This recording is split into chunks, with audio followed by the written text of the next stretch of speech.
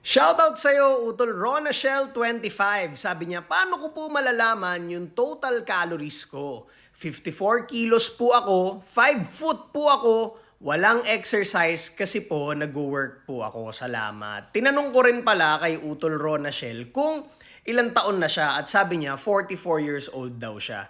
So, kukumputin natin kung ilan ang maintenance calories mo, Utol. Papakita ko sa'yo. Let's go.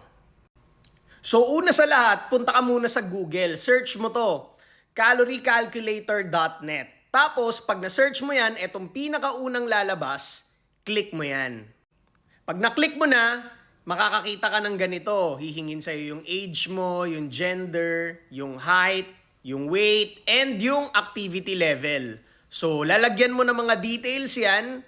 Tapos nilagay ko yung details mo. So, 44 years old, female, 5 foot, at little or no exercise. Tapos, pinili ko to, yung calculate. Pinindot ko yung calculate.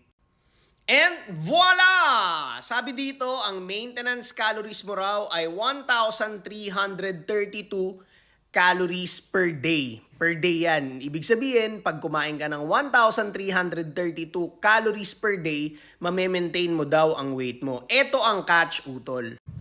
Lahat ng mga calorie calculator sa internet at lahat ng mga trainer na nagko-compute ng maintenance calories mo, lahat ng ibibigay namin, whether nasa website yan or whether tao yan, lahat yun, estimate lang. Okay? Walang makakapagbigay sa'yo ng exact na calorie maintenance mo. Ang kailangan mong gawin is kunin mo yun, yung estimate na yun, try it for a week or two, and pag hindi gumalaw ang timbang mo, that's the time na mako-confirm mo na tama siya. Alright? So, very important na subukan to for a week or two to confirm. Alright? Dahil ito ay estimate lamang. Hindi mabibigay sa'yo yung exact na maintenance calories mo unless itry mo siya. Sana nakatulong. Follow for more tips.